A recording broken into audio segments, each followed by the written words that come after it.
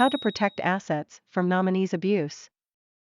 Statistically and practically, the risks of a nominee suffering from any wrongdoing from a beneficial owner are much higher than vice versa.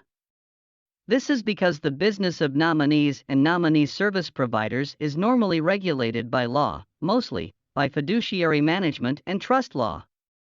Nevertheless, here is some advice to clients who doubt their nominee's trustworthiness. 1. Work with trusted agents who have already earned a reputation in the market. They have proper professional qualifications and will typically hold relevant licenses. Indeed, in this case, any temptation to violate contractual obligations, lose the licenses, and ultimately destroy your own successful business that it took decades to build, will be minimal.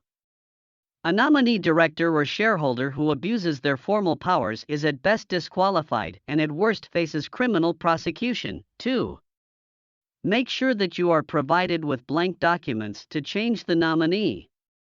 As mentioned above, when preparing nominee service documents, the rights of the owner are secured by blank instruments of transfer of shares, resignation letters, and nominee director change resolutions.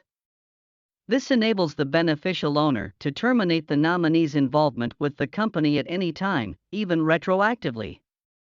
That is, clients can dismiss directors with a date preceding the date of their unauthorized conduct. 3.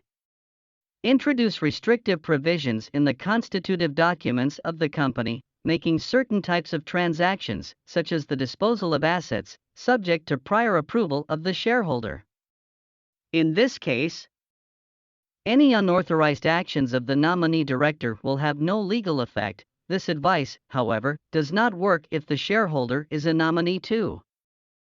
For your information, what are the nominees' fees? Nominees are usually paid an annual fixed fee agreed upon in advance. The nominees' fees depend on, amongst other things, the number of companies to which they are appointed. The fewer appointments, the higher the fee, their availability and efficiency in company administration, and the reputation in the offshore world of the law firm at which they are registered. There is an additional charge for a nominee to sign documents. Usually, the charge is fixed per signature, but this may vary. For example, the fee for signing a contract may depend on the contract value. And certainly, if you need a nominee to travel anywhere, you will have to pay the travel expenses and compensate his or her time.